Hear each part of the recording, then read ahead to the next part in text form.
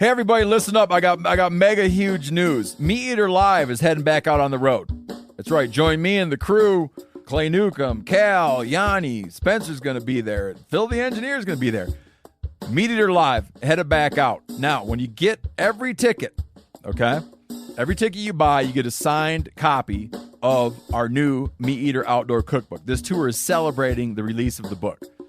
Buy a ticket, get a signed copy, Meat Eater Outdoor Cookbook, wild game recipes for the grill, smoker, camp stove, and campfire, which I'll point out is a $38 value. Here's where we're going to go. April 23rd, the Mesa Art Center in Mesa, Arizona. April 24, the Balboa Theater in San Diego. April 25, the Grove in Anaheim, California. April 27, the Crest Theater in Sacramento. April 29, the Union in Salt Lake City. April 30, the Egyptian in Boise. May 1, the Wilma Theater in Missoula. May 2, the Bing Crosby Theater in Spokane, Washington.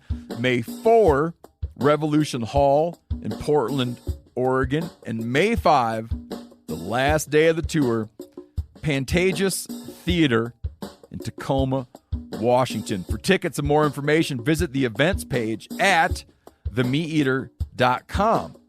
Hope to see you at the show. Hey everybody, welcome to episode number 12 of the Hunting Collective. I'm Ben O'Brien, and today we are joined by Fred Eichler. Fred Eichler's been in the outdoor industry for quite a while, 27 years to be exact.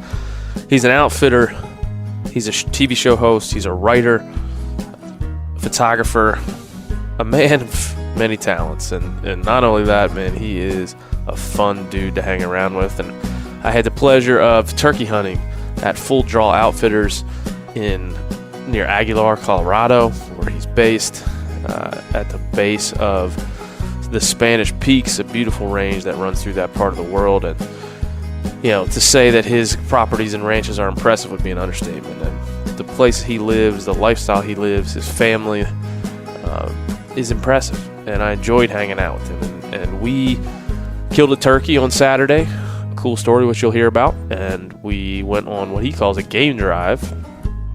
And a game drive was just riding around in the truck looking for animals. So at the tail end of our game drive, we hopped on the microphones and did a podcast. It's a little impromptu, a little crazy, a little all over the place, but an awesome conversation nonetheless. So without further ado, episode number 12, Fred Eichler.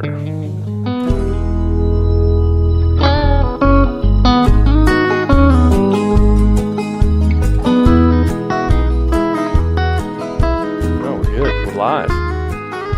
Where are we at, Fred? I always like to ask people when we're doing this where we are to describe our surroundings. Well, we're in southern Colorado. We're actually in the back of our ranch. Yeah. And beautiful country. We're in kind of ponderosa, spruce. We're going to be dropping down into some more sage and cedars and juniper country. Yeah. But that's where we're at, southern Colorado, north of Trinidad and south of Pueblo. Yeah, we're driving. We're in a truck. We're moving. We're driving through a beautiful valley where, like, the Spanish Peaks are right to the tailgate of our truck. And Fred's house and his beautiful family and garden and horses and goats and chickens and dogs. It's quite the menagerie. Are there pigs? I didn't see a pig, but no. Well, I am considered one of the. Yeah, you're the local swine. But my wife says I eat it all. But yeah, we're not lacking. We're not dog poor, as you can see, and the animals are a big part of what we do, whether it's cattle or horses or, like you said, the chickens, chicken eggs. Eggs, all good stuff. Good lifestyle. How long have you had this ranch? I mean, you have a series of properties, but how long specifically on this area? We've leased this one for coming up on 20 years. We've owned it for about 13, 14 years, and been a blast. A lot of work. The couple we got it from, their biggest thing was that they wanted to see it, see it continue to be a working ranch. So did a lot of work on the fences. They were getting up in age and just didn't want to do some of the work that really it entails running a ranch. Yeah. So that's what we've done. We've continued to work the ground. We do a little farming, run a few cows, Of course, run the outfitting business, which is a big part of what we do. And, Yeah. the beautiful thing for us is, like you saw this morning, we've done a lot of things to help improve the habitat, whether that's planting alfalfa fields, oat fields, wheat fields, in some cases corn farther east. But we do a lot of things to try and draw in a lot of different game and make it a place where you can really enjoy like a game drive that we did this morning. Yeah, it's a whole different version of a game drive than the one in like southeast Louisiana where they chase the deer around and shoot with rifles. Well, how many species did we see this morning? I mean, yeah, driving around on the road we're on right now, and this is just a kind of a ranch road. It looks like a county road, but I mean it's a ranch road that cuts through the middle of this valley. And we saw turkeys, many turkeys. We saw mule deer. We saw whitetail deer. We saw elk. I mean, that's pretty good. That's 4. Yeah. And we've been driving around since 5 this morning. It's 10:30, and we've seen all those in not just one here or there, piles of them, piles of them. Makes it all so much over fun. the place. Yeah, I mean, what a place to live. I mean, you're talking about we haven't seen black bears. It's not quite, late enough in the year for the spring's not far enough along for that just yet. But you said here in a couple of weeks they'll be in every field and every hillside there'll be a bear, black bear. And I love that you were just as passionate to get up this morning and go take a game drive. I was like, hey, you've already got this beautiful bird. Let's go take a drive and let's get up early. And some guys are like, no way, I'm sleeping in. Oh. You were like, heck yeah, man. I'll be up at 5. I'll be ready to roll. Yeah, let's go. And have a honey bun, get to work. totally work. The other thing we were talking about is just, I work in a corporate environment some of the time, the bulk of my life spent working a 9 to 5. And I get to do this more than almost a lot of folks that have that situation for their jobs. But, just the feeling of getting up and in the first 15 minutes of your day, getting, fresh mountain air and nature and animals and sunlight, that makes you feel better. I'm not sure what circadian rhythms or what fancy words you would use for that in psychology, but it makes you feel better. Right. You just feel better. You're a happier person. We were talking about ranchers we run into. They're all just the happiest people you've ever met. And that's not always the case. You meet somebody in the city. And I have nothing against cities. They're fine. But in this case, man, this is a happy place to be, I think. Oh, I love it. It's definitely different than when you go into town. But like you said, we woke up this morning. We had birds gobbling off the roost. Oh yeah, right by the lodge. Beautiful sunrise. We watched the sun come up with snow-covered mountains in the background. Yeah. If anybody wants to sleep through that, why would you miss the best stay part home? of the day? Yeah. And now I felt like we've been up. I felt, man, it must be dinner time. It's 10:30 in the a.m. We've been up cruising around for 5 hours having a good time. So, yeah, that's what it is. I think we should probably let everybody in on how the turkey hunt went down because I came here to check out your place. We've been trying to get that together for a while. Your flight was a rodeo. I flew out of Austin. Flight got canceled out of Austin. Finally got on a plane to Denver. Got to Denver. Snowstorm. Flight went out of Denver on time. Are these what we got up here? Turkeys right underneath that damn tree. Turkeys are everywhere. They're everywhere, these turkeys. Sorry, I didn't want to interrupt you. But I had to. Yeah, please do. If you see any, that's the fun part of this. But yeah, so we get to Denver. Huge snowstorm's coming. We get on, but they put us on the plane anyways. They fly us all the way to Colorado Springs. Short flight, 40 minutes. We get almost on the ground, maybe a couple of thousand feet from the deck, from the runway. And at the last minute, the pilot pulls up, turns around, and flies back to Denver. And comes on a loudspeaker and says, we couldn't see the runway, so we had to go back.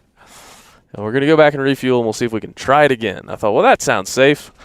We'll try. That's what you like to hear from a pilot. We'll give it a try. Again. There's a storm coming in, but we'll try again anyway. Thanks, feller. Anyway, we waited a couple hours and flew back. Finally did land at midnight or something. And so it was a full 12, 18. That was 14-hour day in the airports. Finally made it on Saturday morning. Yeah, but what time? I think you didn't even roll in. I woke up it was 2.5 hours away, so I woke up at 6 and got a bite to eat and got my hunting license and drove down. It wasn't here till 9:30 probably. Yep, something like that. And we were I was changed and in the truck probably by 10 o'clock or a little bit after. Forgot my shotgun at the lodge. Yeah, you were a little tired. That's right. We Little turned around and strung went out. back to get your shotgun. We drove all the way almost to the spot we were going to hunt, and one of the guys called. He's like, hey, there's a shotgun back here. Does that belong to anybody in the truck? So, yeah, had to go back and get my shotgun. Got that done. And then got back out to the this is like a plot. It's like a food plot right on this kind of riverbed area, and take it from there. Yeah, right off the Purgatory River. It's so awesome. I was excited to have you out because I know you've been an avid hunter your whole life. And Yeah. I know you know a lot about the turkey hunting. And, turkey season's already been open, for what, week and a half? Yeah. And I was hoping to get you out early, but, hey, the way the schedules worked, you came out a little into season. So I'm like, all right, let's just go straight out and hunt. And I loved it because you were like, okay, yeah, I've been up, for a long time, but let's do this. Let's do it. Zip straight out into the woods, and it was awesome because we came into this little area. And I said, you know what? Usually some turkeys in this big field here. Sure enough, the birds were there. Gobbler saw us, and he took off running to the left. And what was great is the hens went to the right, and both of us were like, well, that's perfect. So we slipped down into the river bottom. And I said, well, let's just both call really softly. So I made a few purrs, few yelps, real soft. You made a few purrs and yelps like we were answering each other back and forth. And I said, then let's be quiet, and, we'll start up another sequence in, 20, 30 minutes or so. So it was awesome because you slipped into this little hole.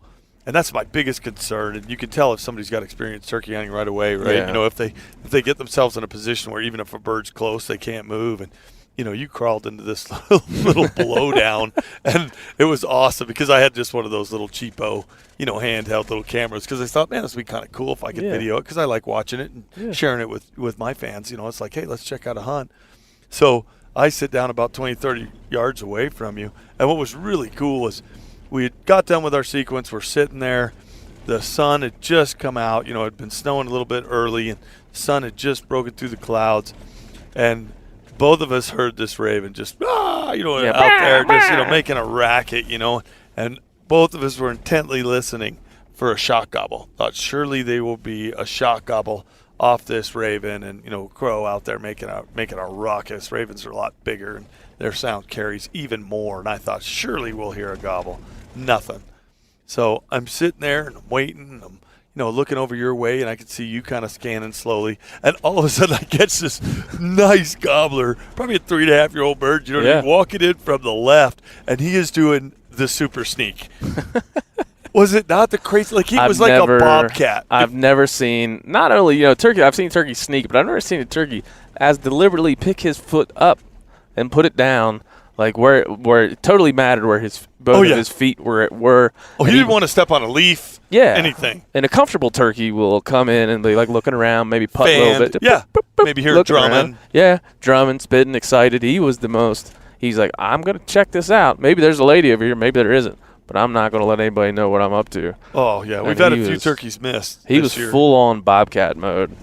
Yeah. Full on. Educated. Full on educated. It was so awesome because I spotted him first because he came on my side, from the hard left. Yeah. So my body was probably blocking this bird as he comes sneaking past. He goes past me at, I don't even know, 13, 15 yards right on top of me. I'm not moving. But again, that's where full camo, head net, gloves, that makes such a difference. And we were both camoed head to toe. We both had great cover, so our outlines were broken up. Bird walks right past me, and he's kind of, you could tell he's looking for where are these hens. I just heard two hens over here, and it was so cool because I saw you. When I looked over at you, I watched you slowly lift up the gun. I'm like, oh, yeah. And the bird never saw you move. Oh, never. No. Oh, so great. So this bird, there's hens to our right, and I'm looking that way because I'm thinking maybe we'll get one of those guys fired up. If at any rate, I'd like to see if they're hanging around. We got a better chance that way. And I just kind of, how you do, you slowly scanning from right to left to right, not jerking your head around, trying to stay relatively motionless. Because I've done, in fact, I was just turkey hunting in Texas, and I had a guy there with me that didn't have gloves but a face mask. And I was over calling like maybe 75 yards away, and his hands. Glue. I was like, dude, I just texted him, like, dude, keep your hands down if you can, because I could see nothing but your hands Right. from over here. And imagine me 100 yards away. Imagine what a turkey can see from 15 yards away. As sharp as they if are. I can see it from 100 yards away. And so, yeah, I think this bird, I don't know if he saw the decoy we had out there. He saw what we had. I don't think he did. I think he was just kind of sneaking through that area. And I just slowly picked the gun up, and he was right behind a branch. And I perfectly just could hold there and wait for him to walk in 15 yards, and kablow, he was done. It was that quickly. It was so awesome. I actually got it on camera. Yeah. We got to check it out because literally I was afraid I couldn't move the camera. Yeah. I was like, I can't move. I can't move. And finally, I was like, there was a little bit of a tree, and I flipped it open, and I got you, and you could see you're already up with the gun ready to rock and roll. I turn over, and the turkey's like walking, and as soon as he stopped, you made a perfect just whap, whap. Head. Wham. Oh, there's a big gobbler right there. Look at the rope on that gobbler right there. That's so awesome. Oh, there's some big birds up here. That was a dragger, that one. How many turkeys do you think you've seen? I don't know. I mean, not counting the 50 that were roosted over. 200. Yeah, that's been a lot. I mean, that's probably conservative. Yeah. 200 easy without even trying. We've got a lot of birds. And it's not like we've been like sitting and looking for them. We're just driving around the roads, and we've seen 200. I mean, and then of that 200, 40 mature gobblers. I don't know. So much fun. They're hammering right now too. It's a nice bluebird day. They're out there just strutting around, hammering, and having a good time. But yeah, I mean that's the case. I just went through a Texas turkey hunt that was 4 days, and it was terrible. And I was in Florida for a turkey hunt. It rained the entire time. So the fact that we got out there and sat down, the sky came blue, and the turkey walked in, I'll take it. Oh, is that all? You work so hard for them sometimes. Yeah. It's amazing. You and me were talking about that yesterday. That's one of the things I love about turkey hunting is, one day you can swear it's like, this is the smartest bird I've ever seen. Yeah.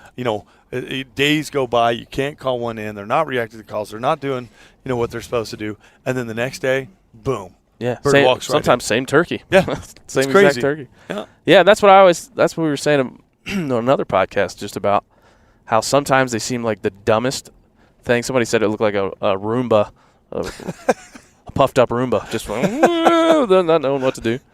And then sometimes you're like, this thing's like a ghost. Yeah. Like you see them in the tree in the morning, they fly down, they gobble once, and then they're gone.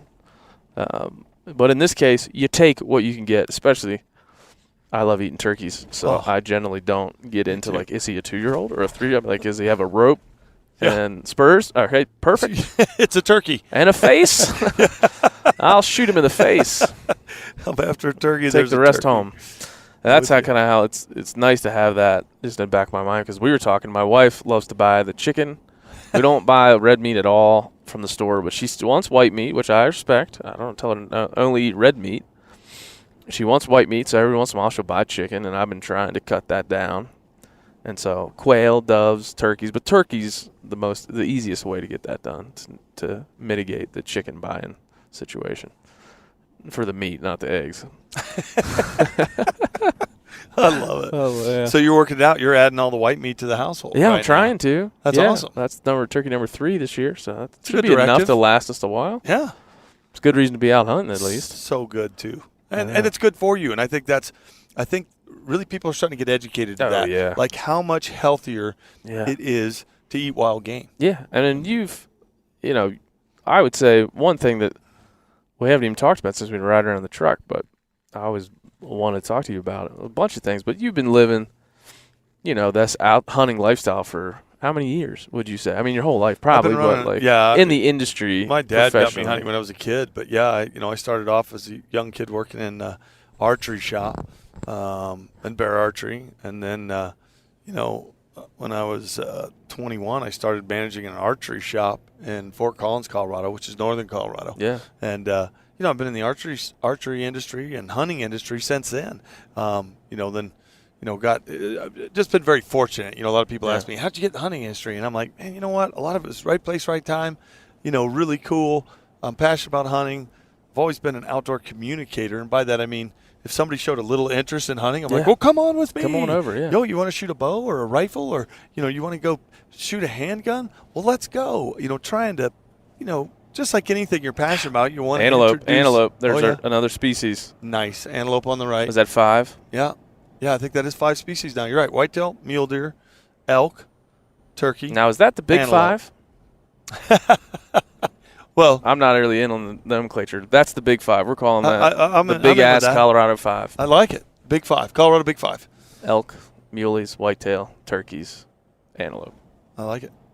Hey everybody, listen up. I got mega huge news. Meat Eater Live is heading back out on the road. That's right. Join me and the crew. Clay Newcomb, Cal, Yanni, Spencer's going to be there. Phil the engineer's going to be there. Meat Eater Live headed back out. Now, when you get every ticket, okay? Every ticket you buy, you get a signed copy of our new Meat Eater Outdoor Cookbook. This tour is celebrating the release of the book. Buy a ticket, get a signed copy, Meat Eater Outdoor Cookbook, wild game recipes for the grill, smoker, camp stove, and campfire, which I'll point out is a $38 value. Here's where we're going to go. April 23rd, the Mesa Art Center in Mesa, Arizona. April 24, the Balboa Theater in San Diego. April 25, the Grove in Anaheim, California. April 27, the Crest Theater in Sacramento. April 29, the Union in Salt Lake City. April 30, the Egyptian in Boise. May 1, the Wilma Theater in Missoula. May 2, the Bing Crosby Theater in Spokane, Washington. May 4, Revolution Hall in Portland, Oregon. And May 5, the last day of the tour, Pantages Theater in Tacoma, Washington. For tickets and more information, visit the events page at themeateater.com. Hope to see you at the show.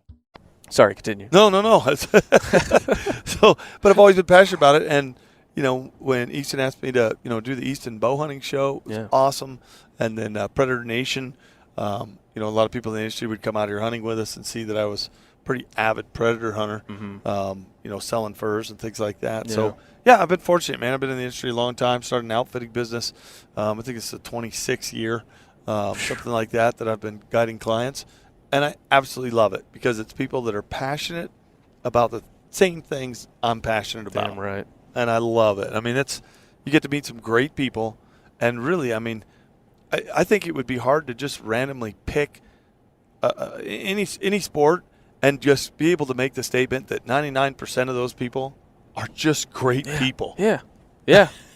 It's hard. I mean, there's, I'm sure as a guide you have plenty of bad apple stories, and sometimes that's the funnest part of coming into a camp. Oh, yeah. You hear like, hey, a couple of years ago we had this guy, and you just laugh about it. But it is rare, right? I mean, and for you, that many, I'm not good at math, but that's thousands, thousands of people that you've taken hunting over the years. And super rare to have somebody that you don't get along with. Yeah. Or that you don't relate with. And whether it's, on the whole gamut, the way relationships and, what I mean, kids, the way they should be raised and, what I mean, politically, almost everybody seems to have that same, feeling about a lot of those things. And I love that. Yeah. I mean, whether it's church, political, family raising, there just seems like, to me at least, hunters, America, patriotism, there's so many things that hunters or outdoorsmen, whether it's a fisherman, a hunter, guys that do the rodeo circuit, there's so many of those guys have so many things in common that it's really, it's a neat group of people. Yeah, what are these folks doing? We're on the highway here, and there's people with American flags. Yeah, isn't that cool? He's got a Don't Tread on Me flag? Yeah, these guys are here a lot, and it's so awesome. You see them out here, and I think it's just a reminder, like, hey, guys, support America. That's what they're doing here? Yeah. That's badass. Yeah, isn't that awesome? Just out here in the middle of nowhere. I mean, we're off I-25 right now and the Honey exit. But what were we talking about before we ran into those guys? Well, we were talking about the hunting. Your history. Your turkey, talking about me being passionate about getting people involved in the hunting industry. And the history of the outfitting business, been going 26 years. And you've seen a lot in the hunting industry, right? So if you say 26 years in the hunting industry, it doesn't sound like a very long time. Well, I watched us go from muzzle loaders to, modern centerfire. Yeah, and you've watched punt guns. We started with punt guns. No, I have. I've seen a lot of changes in the industry. Some good changes, and some that that I would say maybe weren't good, to be perfectly honest. So it's always fun watching the changes in the industry, seeing the ebbs and flows, and what's hot, what's not, new products. There's so much innovation Like, it amazes me when I think of the guys that climb Mount Everest, for example, Yeah. and, leather shoes. I'm like, really? How? There's guys that can't complete it now with the most updated footwear, and there's been so many, just like coolers, there's been so much technology, the change in technology, with what you guys are doing, the clothing that we're wearing. Oh, my gosh, yeah. The firearms, it used to be you had to reload if you wanted to get a really accurate rifle. Yeah. I don't feel like I have to reload anymore No. because there's so many options and so many great bullet manufacturers out there. You know what I mean? It's like, holy cow, I can find a Hornady in anything I need. You know what I mean? Yep. Just like, can you imagine 30 years ago? You know what I mean? We use coolers. If you got ice to stay most of the day, you were like, yes, man, I got a heck of a cooler. So, some of the innovation, no matter what it was, has been amazing to me and fun to watch. Yeah, do you see it's funny with this, perspective is hilarious in some points. You think we go out now, you mostly shoot a recurve, right? Yes, You exclusively shoot a recurve at this point? No, I shoot it all still. You know what I mean? Yeah. I grew up shooting muzzleloaders and rifles and shotguns and bows, but I did start out with a compound early on. Went to a recurve because I really enjoyed it, and I first went to the recurve because I thought, man, I love the challenge of a recurve. And once you get good with a recurve, all of a sudden I was like, man, I think really there's more of a challenge to shoot a compound. Right, yeah. Because I don't need all the stuff. I just draw back, I shoot. It's a more natural way to shoot. So, but I do, I still use the recurve the majority of the time, use a compound. Hunting predators, I use a little bit of everything, air rifle, handgun rifle, shotgun, you name it. But I love it all. Yeah. Yeah, and specifically in archery, because I think, modern rifles have evolved, but rifles have been around for quite some time. Hunting world, non-hunting world, whatever. I mean, there's hundreds of years of history there. With archery, though, I don't think folks in the modern archery world understand how quickly things have evolved from a stick bow, from the old struggle stick, to what they are now, or from the first wheel bow. What year was the first wheel bow made in? Oh, gosh, the Allens, when they first came out with that. Early 80s? 70s. 70s? I mean, that's how many? That's 40 probably some before years. that if you count the Allen one, but yeah. Yeah. And so, now look at what they've got. Yeah, within a 50-year span, we've gone from sticks and strings and sharpened objects on the point of a aluminum arrow to carbon fiber and cam systems and let off 300 plus feet per second. I mean, do you have any opinions on that? Just the way that it's evolved and the way that it's evolving, and what you've seen or like to see, or yeah, it's probably the same thing. I think there's pluses and minuses to everything depending on where you stand. Yeah. Don't get me wrong. I want to see everybody pick up a bow or a shotgun or a rifle and enjoy the outdoor sports. I think it's best thing for kids, young girls, young boys, to get into, and see where meat comes from. Because the fact is, we all impact wildlife. Everybody kills animals, even if you're a vegetarian. Yep. Because, the land they're having to clear, I've got to literally stop the truck here for these antelope. We got some more antelope. Are they going to go under? They got to go under the fence. Yeah. Under the fence. Ooh, she lost some hide on that one. I think it's evolution is why they do that. It has to be. Because they were out here for, thousands of years without fences. Yeah. So they always went around things. But when the fences came, they started going under. I've only seen 2 antelope jump fences my whole life. And I wouldn't be surprised if in another 100 years, a mule deer or they all whitetail, start jumping. A mule deer or whitetail deer would hop right over that fence. Wasn't even there. Right? Isn't that wild? It's crazy. But look at where mule deer and whitetail live. They're used to coming across down trees and, you know what I mean, a lot of things that they had to jump over. Whereas antelope out on the prairie, jumping over something really wasn't much of an issue ever. Yeah, I imagine you could see – and I imagine you could see with a pronghorn, just like they're running across the road under fences. They've got 2 hooks, the bucks do, on the top of their heads. A lot of it. And so they're like, well, how am I going to go? I'm going to either try to jump over this thing, which is I don't normally do, or I'm going to use these hooks to lift it up and go under it. Crazy. It's common sense. Well, I know we got off on a tangent because I saw those antelope. But, yeah, so like I said, I think there's pluses and minuses. I mean, look at muzzleloaders, for example.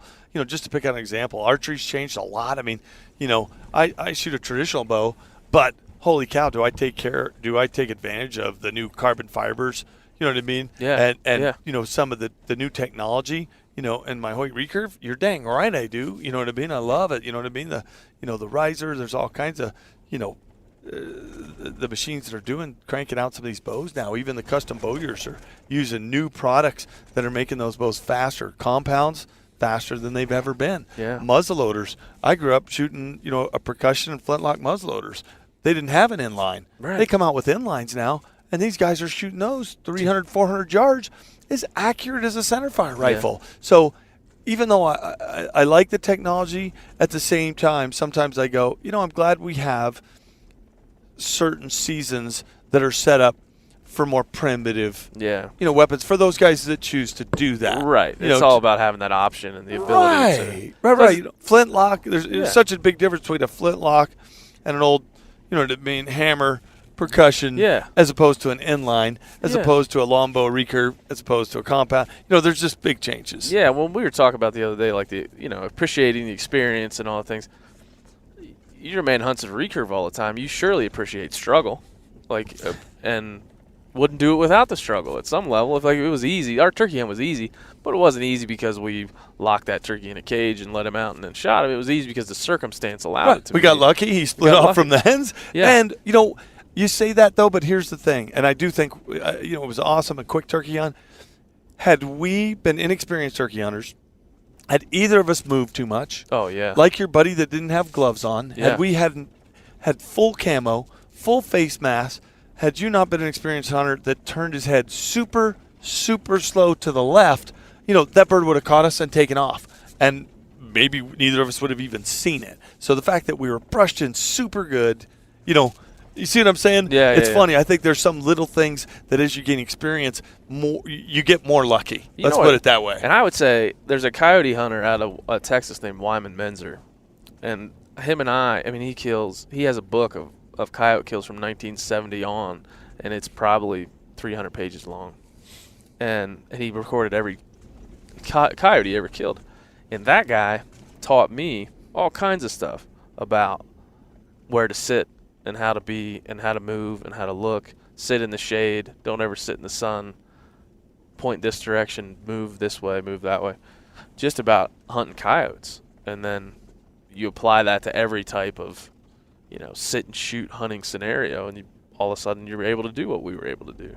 Exactly. But like you said, the harder you work, and you know that old adage, the harder you work, the luckier you get. Yeah, it's true. I think there's a lot of truth to that. It's true. But then I think as hunters we get addicted to and appreciate someone who is willing to work harder to accomplish what they came for, right? Yeah. And like have you killed all the species in North America? Like, yeah, I was actually the first one to take all 29 species with a recurve. With a recurve, yeah. So kind of cool, and it didn't matter if I was first to the, you know, 2000s. It was a personal goal that I set upon myself. Yeah. I wondered if I was tough enough to harvest, you know, all 29 species. Yeah. And boy, there were a few times I'd have told you I wasn't. You know, doll sheep freezing my butt off on the side of a mountain. You know what I mean? Trying to hide in a little snow I carved out to keep the wind off me. You know, there were a few hunts that I went, crazy. Man, I guess I'm not. But, you know, ended up working out. And it was such a cool thing for me to go, yeah, I was able to do that with a recurve, and that's an accomplishment.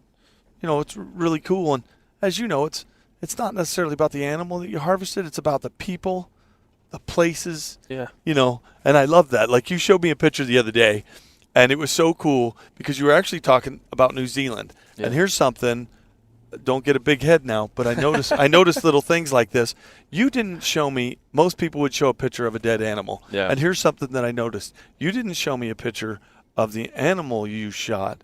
The first thing you showed me was, look at how beautiful it is. Yeah. And your picture had the mountains with a cloud in it. And I was like, man, that is a cool hunting picture. Because bottom line is, that's what it's really about. Yeah. It's the beauty being out there. Don't get me wrong. I love eating wild game as much as you do, and I totally understand you trying to get rid of the chicken and get the turkey worked into the dinner plate. How to do it. Yeah. But you know what I mean? That's sometimes the way I can, you know, when you did that, I was like, man, that's really cool. I can totally relate to that because that is as big a part of the experience as harvesting any animal. Oh, so I yeah. thought that was neat. It wasn't a, hey, Yeah. man, look at this animal I harvested. It was, hey, man, look at how beautiful this area was. And that was the first picture you showed me. And I'm like, Yeah, because I was trying to really convince you. I was like, this is, and we were talking about New Zealand too, but I feel that. And I was actually talking to another guy there in camp about Hawaii. And it occurs to me now that you say that I never showed him a picture of a dead axis deer. I assumed he just fucking knew what that looked like. I didn't, and assumed I wasn't lying to him when I told him I shot one there. So, like, he doesn't really need to see it. But to me, that's awesome. What I can't describe is the mountain. Right. I can't describe that to you. If I said, hey, you know what? Here, let me describe this. You'd be like, yeah, that sounds great. And then I should be like, here's what the picture looks like. Oh, well, now that's I get way better than how you described it. There's no way to describe that thing. But for the animal, I would assume most people have seen some of that stuff. Yeah, and when you say axis deer, you instantly go, oh, okay. Oh, yeah, cool. Axis I know deer. what they look like. And, we're not immune to those things, but I think that's just I've talked about it a lot in this podcast, is about just evolving as a hunter. Like, and I think your example of what strikes me about, what you have going on here in Colorado and just the lifestyle that you live, what strikes me about it is I was looking at like my generation's version of the outdoor industry, and then the generation preceding or before me, what their version of the outdoor industry was, and I feel like it's very different, and they're kind of merged together. Now, outdoor TV and print magazines are kind of, at some point, the only people that you would hear from about hunting were either writing it in a magazine at some point, and then with the proliferation of DVDs and videos, which you were part of, and further on to television, and even further on, social media changed the game completely for everyone, because now everyone had a voice. And so, like, my generation is used to everybody having a voice at some level, or at least has gotten used to it. Prior generations were used to, like, guys like yourself and real experts, real people that put their lives directly in the center point of the outdoor lifestyle and said, I'm going to live this and I'm going to tell my story and try to educate you along the way. And so I think the perspective change is like now anybody like me or anyone else can have a podcast or have a social media thing and can speak their mind for good and, of course, sometimes bad, many times bad. What's that like for you to have seen, what I would assume is a generational change? And I'd agree. I mean, even when I was younger, I learned from my dad. Yeah. You know what I mean? My dad learned from his dad. That's how things were passed down. And, my hunting ethics, my knowledge of the birds and the plants and the things that I see came from my dad pushing that on me. Like, if you want to be, and it wasn't so much even a hunter, back then it was an outdoorsman, and that encompassed a wide range of skills. Sure. It was how to properly build a fire. It was knowing, the trees around you. It was how to cut down a tree properly. It was how to, always pick up the trash, always leave things like you found it. How to take care of the meat, was a huge part of that generation, and I think in handing that down. And I think you bring up a great point. It's interesting that I've got to see the change, because now that social media and TV and things like that, unlike some people, I never went out. My goal wasn't to go, man, I'm going to be on TV, man. I'm going to start a TV show. So I think I'm a little different in the fact that, they came to me, Easton, and said, hey, we've hunted with you. We've been out here at your ranch, and we would like you to host our TV show. Yeah. So I kind of came into it totally differently and I'm not faulting anybody, more power to them, but some people have gone, man, my goal is to be TV on hunter, TV. yeah. Right, a TV hunter. That was never my goal. I was tickle pink and still am being an outfitter and guiding hunters for a living. That's what started this, and that's what I still do every day. I mean, last week, I've guided you. I got to guide Chris, you know what I mean, Guns and Ammo, which is really cool. Craig Boddington, I've had some, really great people from the industry and had a chance to learn from them. But the crossover for me was now I meet so many people when I'm at events or at shows or things like that go, hey, man, so glad you did this. I learned to skin a coyote from watching you.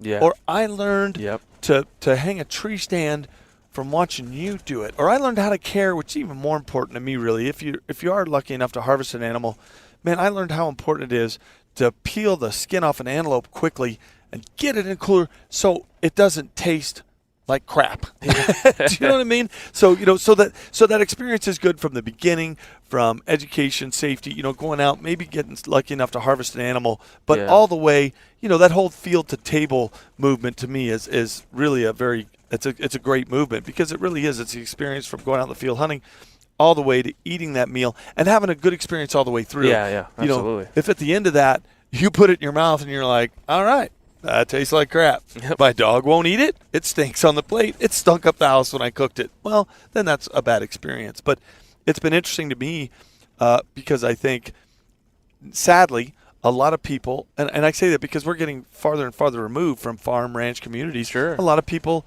a lot of kids, not because they weren't interested in hunting, but their parents just weren't in a position where they could take them hunting. You've been to my house. I can step out the backyard, shoot an elk, shoot a turkey. Our boys shoot their 22s. We've got a range 20 yards from my front door. Yeah, your kids are certified badasses outside. Yeah, we got to shoot trap yesterday. Yeah, they Trent kicked my ass. Well, we had a couple lucky shots, but I mean, Trent, all the boys love to shoot. And Trent is how old? Is he? He's just turned 13. Yeah, not too long ago. Unbelievable. He could shoot, can he? I don't think he missed. No, with a 410, I'm rocking a 12 gauge. I think I missed a couple of times. He's dangerous. But so, my point was, there's a lot of people that were never introduced to it, like you were by your father. Absolutely. Like I was by my father. So because social media and TV has become so huge, I think this is the way a lot of people are getting their information. Yeah. And interestingly enough, and it's why I think it is so important for people to act a certain way or respect the animals and respect the meat all the way through, is some people are learning not only how to hunt or how to handle firearms, whether it's safely or unsafely, sadly, but also to a degree their hunting ethics. Yeah. By people they're watching. We emulate very complex who we ethics. Watch. Yeah. And exactly, and there's all kinds of decisions in the field that you make every day, but it's interesting to me, and I really try and stay cognizant. Did you hear that? That was my big word of the day. Cognizant. Cognizant. Fred's got a three calendar. syllables. He's got a calendar. Yeah. I got the thesaurus here in the truck. That was. See, there you go. There's a Thesaurus, generation another gap. word, yeah. Thesaurus. Most guys would just Google it, right? Yeah. So I'm still thesaurus, but Roger. I try to be. Appreciate it, bro. Thanks for coming on. But I do. I try to be super aware of what I'm saying, what I'm showing.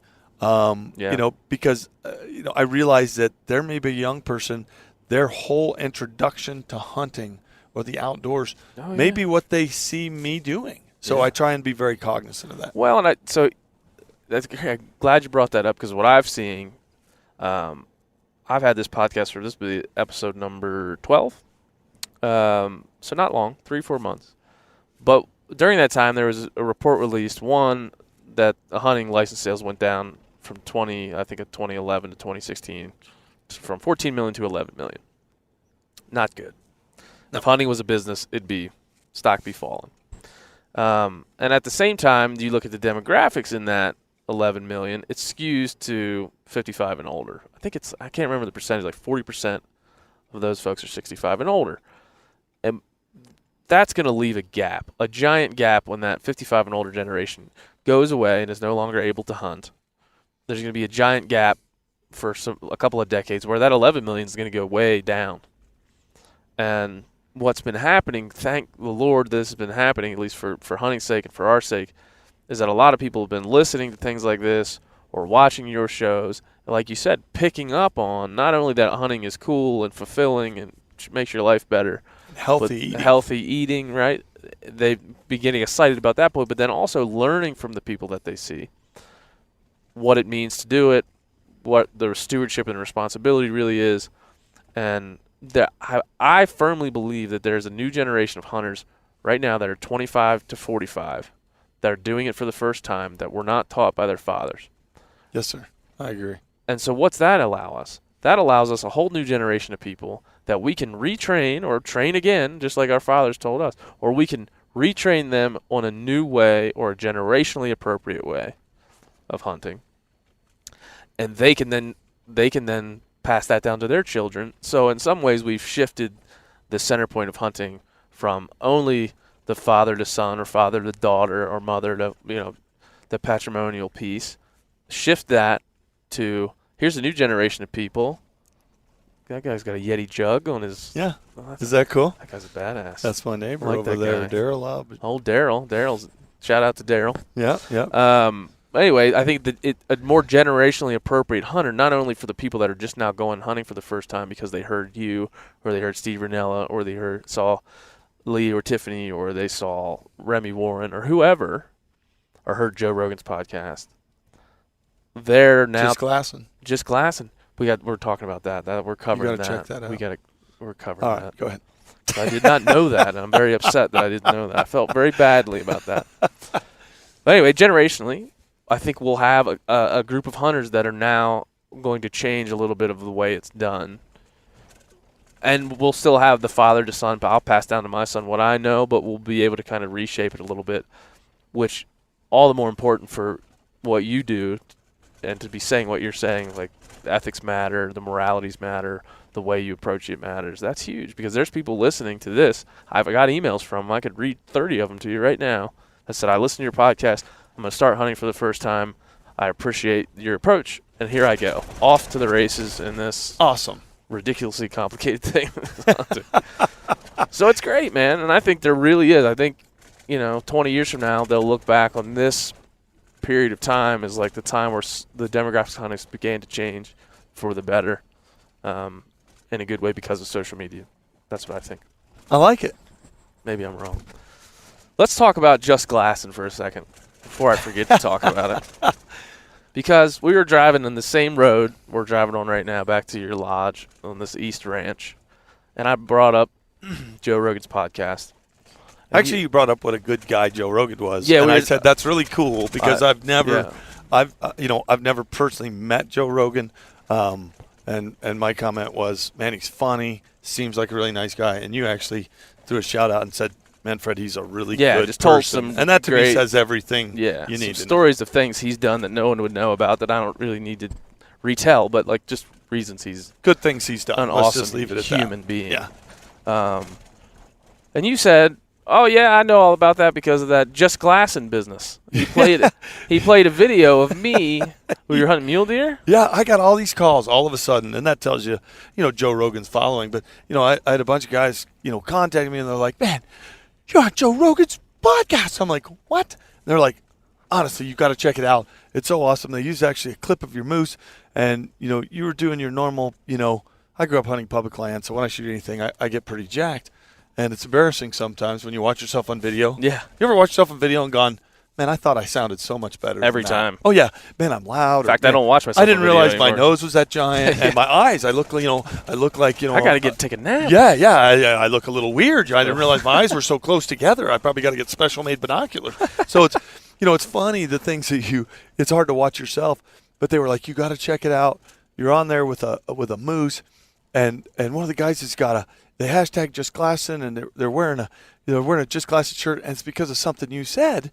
So we don't want to ruin it for you. Just go check it out. So literally multiple people, and I'm like, what? So I go on there, and I got so geeked up that and I had said, man, I just shot this moose. I was like, man, it just popped out of nowhere. I was just glassing.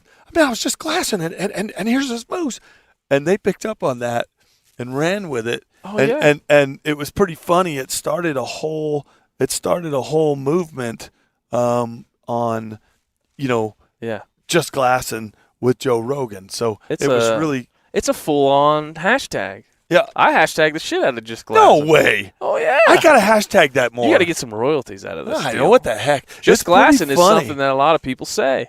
I don't want to swear to it, but I'm pretty sure that Joe Rogan started it, but he started it with my video of me saying just glassing. Unbelievable. So you know what? Follow up. Would you do me a favor? I'll follow up. Will you follow up? Because you may go, Fred, you're totally full of it. It had nothing to do with you. I think you're probably right. Because he always was playing YouTube videos. The just glassing thing came from somebody else. Well, but I'm telling you, I'm pretty sure. I don't know if you can get like some protection for that. Yeah, maybe I need to talk to Joe, right? You said he's a great guy. Joe, hey, I need to be hooked up on this just glassing thing. Yeah, I need to be the spokesperson for just glassing.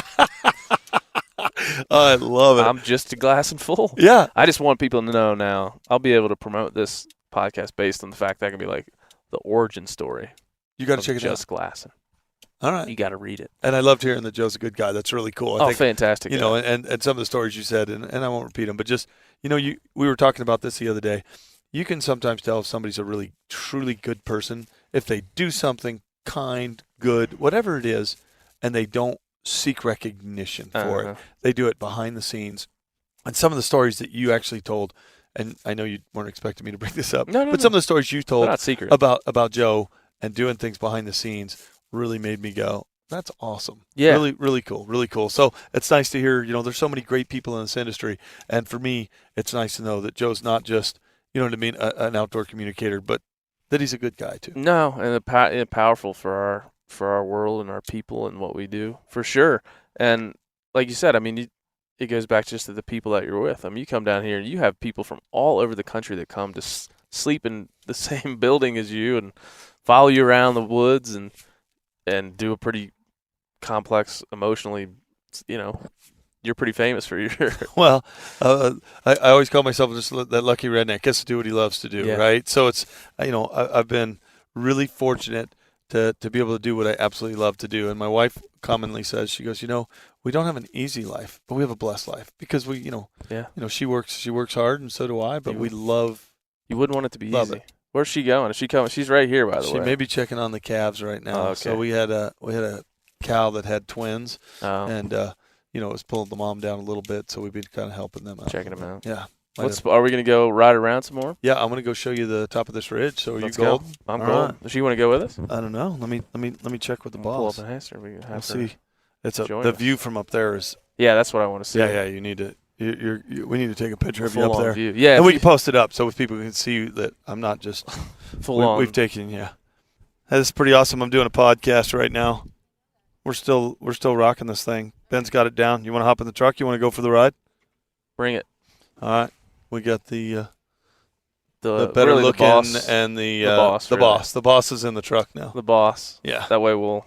Well, and a lot of people don't know Michele's history, you know, and it's so cool because Michele's dad actually started Muzzy Broadheads. Yeah. And a lot of my buddies, when we first got married, they're like, "Oh, you married her just so you can get free broadheads." So I brought that up. We were at a function one time, and I love that. Me and my wife were teasing each other, and I said, "Well, I just married you so I could get free broadheads."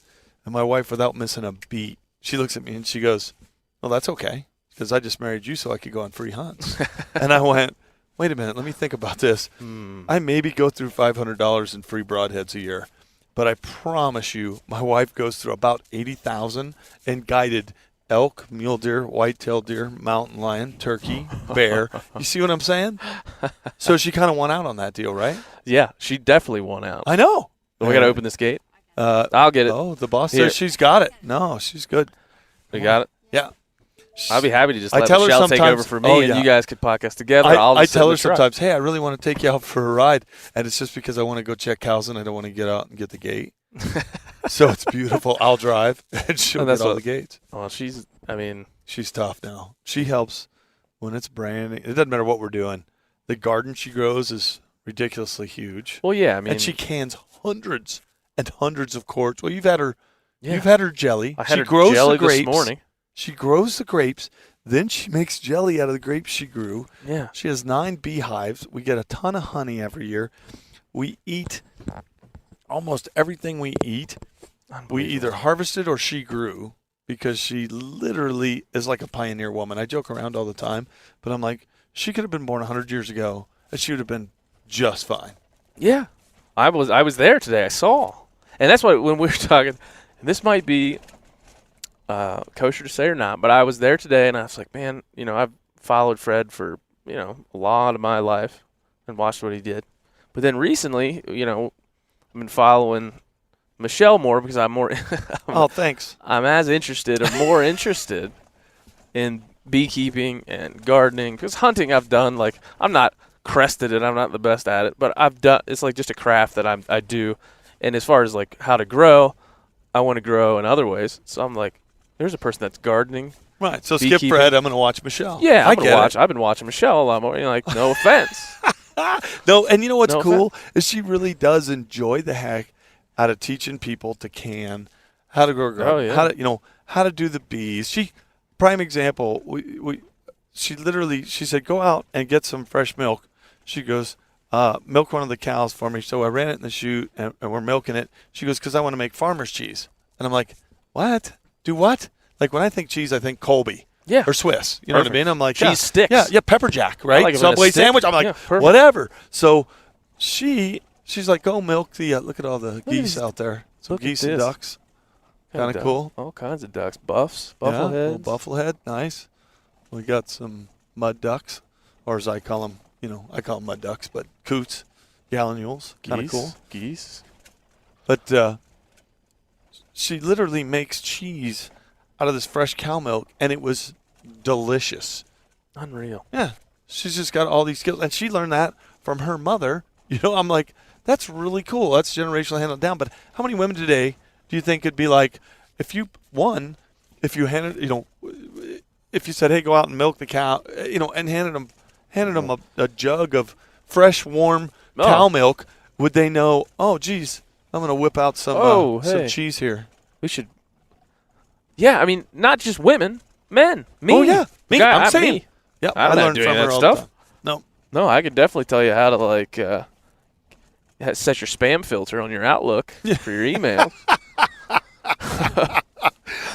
I could sure as shit I wouldn't know what to do with a cow titty. There's no way. So funny. But yeah, there's just that just reminds me of that there's a bunch of Canadian geese, flying off the pond here. We're driving by, and Michele has what do we call it? Corned goose. Corned goose. Michele made corned goose, and I think I ate a pound of it last night. So delicious. And corn, you would never know it was a goose. I hate it. I traditionally hate eating Canada geese. I do you not do like because you don't want to shoot it and not eat it. Yeah, I don't hunt them very much. But it's never been your favorite. And I don't like eating them because I've never had it that good. Now that I know, when I see them now, I see like a couple of slices of brined breast flying through the air. That's exactly what I do. I don't even shoot them flying anymore because I want to make sure I get them. Yeah. Yeah, if one swims into the decoys, I'm like, there's some bride goose right there. I think I got a pretty high percentage when they're swimming. I've done that, I've done that on other animals too. Like we were in Africa and it was a gemsbuck running around, oryx running around. They made these like curry meatballs out of these oryx. And I was like, there goes a herd of meatballs. Full on herd of meatballs. And that is, look at these. And now, we're driving to the east side of another. You guys have a couple of ranch properties, and so we're now on the east side. We've driven all the way across from the Spanish Peaks, where you live, to your outfitting area, where you farm cattle, run cattle, and it's ridiculous the different type of terrain and ecosystems that are here. Like we're fully in sage flat country, sagebrush country, and there's. And our brand on those calves is FDO, but we thought it might be cool to just get another O so we could make it food. Food. So we could brand them with food because FDO. We got 3 of the 4 letters. Right? I'm just gonna get an O and I'm gonna stamp one food. You would go viral. Just use the O twice. Yeah. You know what? We could do it. Yeah, now there's my wife making sense. I think we have to get a whole other brand with another O. She goes, use the O twice. You could just use the O twice. Use the O. Yeah, there's the twice. Logic in the back. Nice. Smart blonde. Yeah, Thank you. I'm glad she said it. Smart blonde. Anyway, I was just remarking like the ridiculous. We're running in like Ponderosa Pine Country, rolling hills, snow-covered peaks. Half an hour that way, and here we are in like grass. Sage flats, river bottoms. Yeah, and there's elk here and elk there too. And I took a picture of you. Where do you post pictures anywhere? Because you could post some pictures. Instagram. Yeah, if people are listening to this, you could probably post a picture of you just so you can see the difference in the areas. It's. I will post. Yeah, we do like an article page on each one of these podcasts, so you'll be able to go to the website and see some of what we're talking about here. But it's just, like you were saying, a unique area in the world. Southern Colorado, it's not cold all the time. It's not like northern Colorado where there's snow on the ground all the time.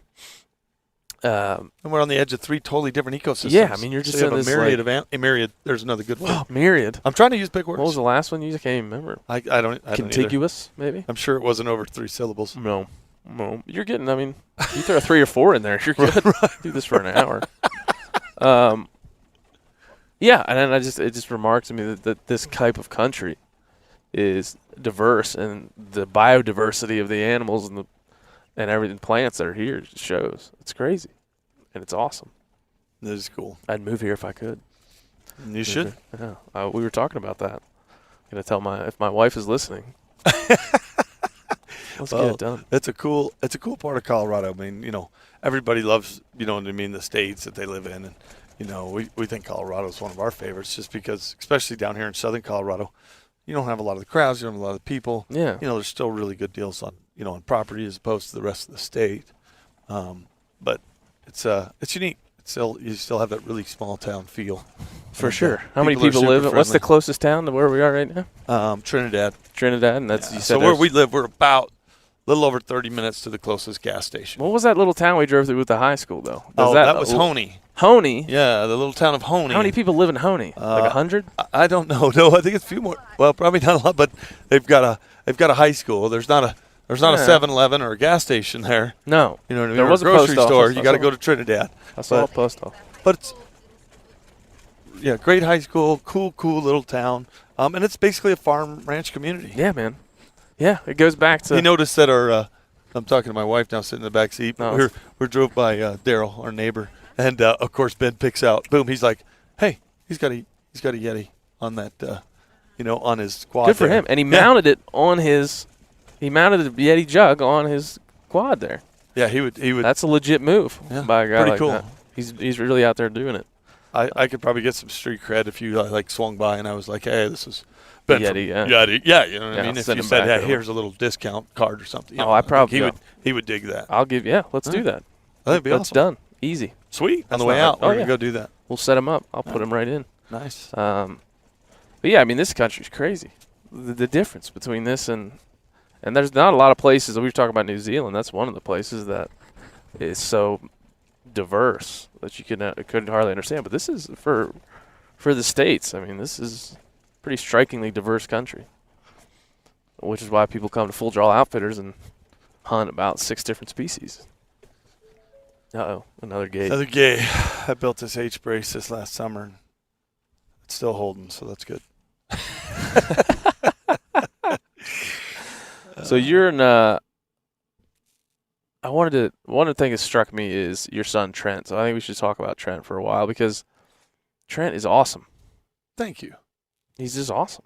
One of the things that struck we were talking about the people out here and the way that you I've met a lot of kids that are 13 and not all of them shake your hand firmly and look you in the eye. And that struck me about Trent. Like, this is a good kid. I appreciate you. There's not a little that. punk on the earth that would shake your hand and look you in the eye like Trent did. Oh, I'm looking at her struggling with that gate. Oh. That's a really tight one. She's got her shoulder thrown into Do it. we need though. to get out there and do it? Yeah, let's go. Well, You got it? oh, yeah. Pretty awesome. Ben's going out there to help my wife.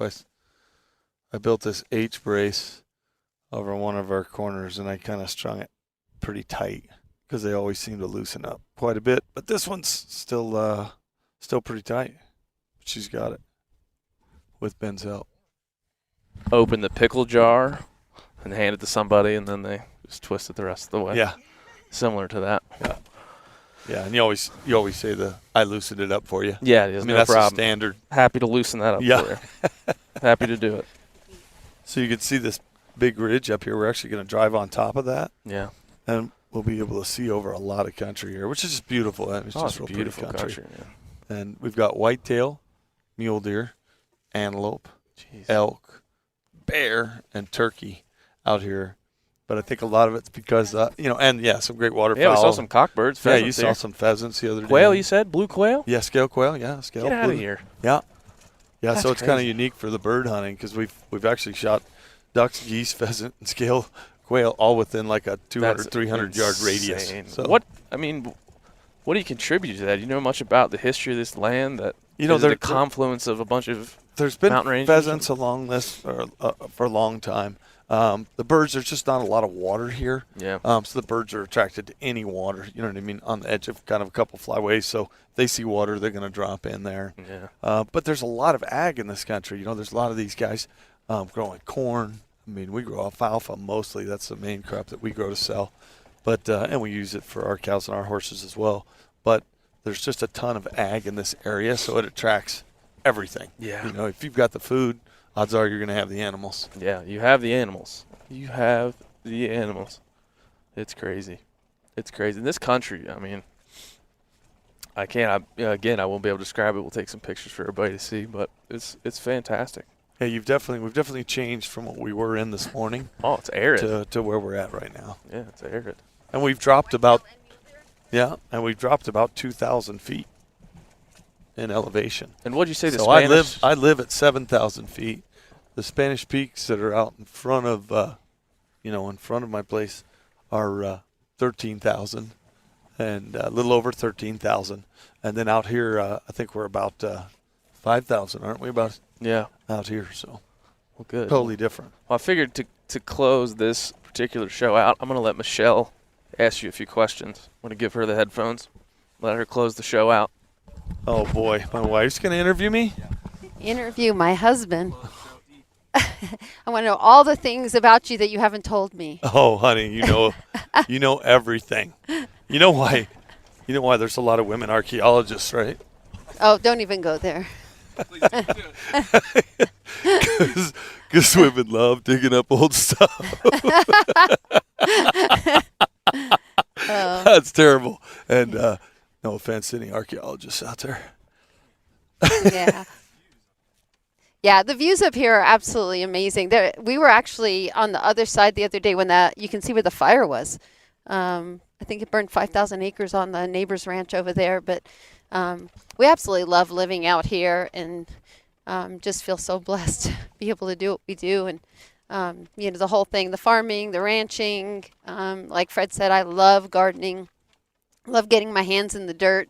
Much rather be out there than in an office. And just a great place as a mom and a wife to raise our 3 boys out here, just with a total connection to the land. So they've got to see it from every perspective, from raising cows, harvesting your own meat, harvesting vegetables, and working. So give them a good work ethic and raise some good Americans. So pretty excited about that.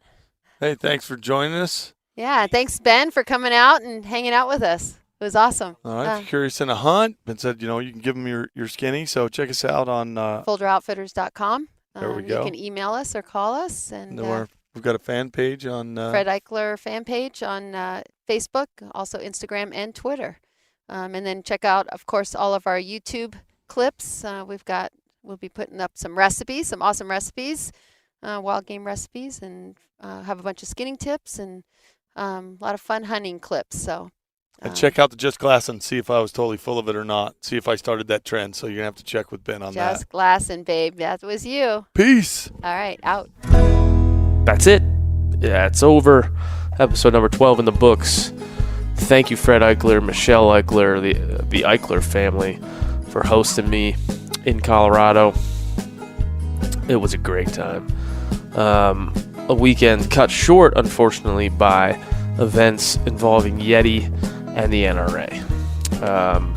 A lot of folks that are listening to this probably heard about the controversy involving the company I work for, Yeti, and the National Rifle Association.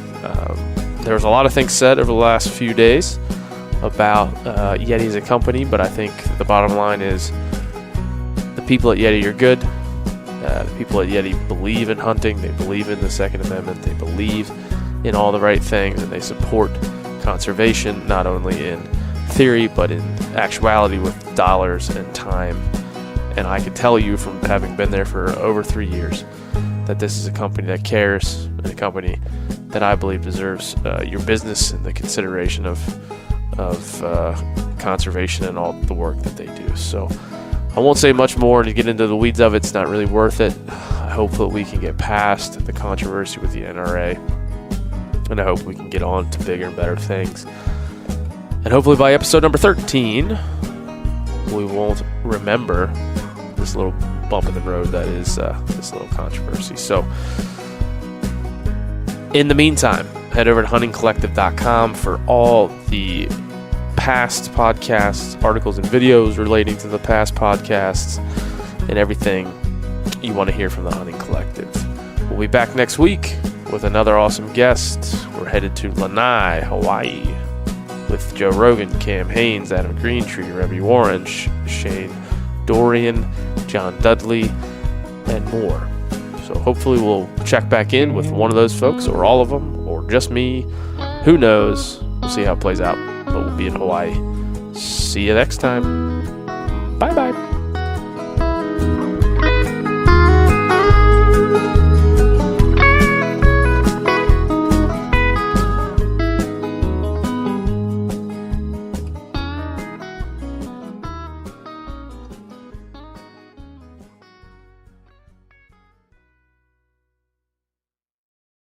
Hey everybody, listen up. I got mega huge news. Meat Eater Live is heading back out on the road. That's right. Join me and the crew. Clay Newcomb, Cal, Yanni, Spencer's going to be there. Phil the engineer's going to be there. Meat Eater Live headed back out. Now, when you get every ticket, okay? Every ticket you buy, you get a signed copy of our new Meat Eater Outdoor Cookbook. This tour is celebrating the release of the book.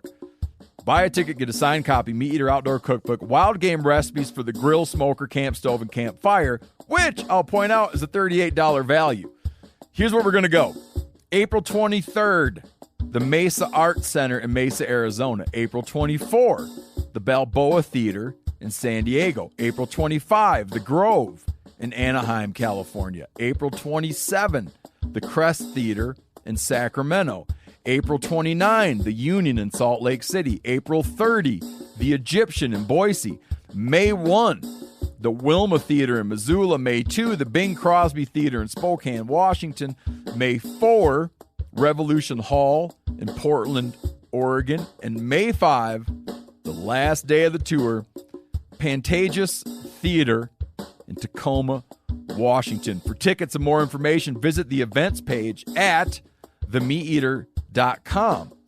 Hope to see you at the show.